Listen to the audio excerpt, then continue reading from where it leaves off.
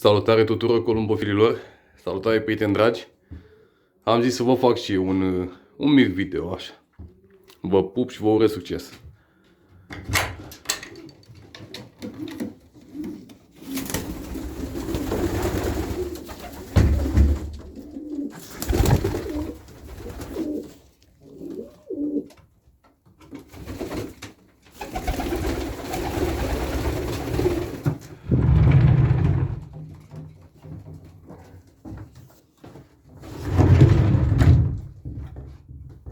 Aici am copilat și pe boxe. Aici o frumoasă pereche. O viitoare frumoasă pereche. Și cam atât. Totul este pe boxe pregătit, perechile pregătite, să o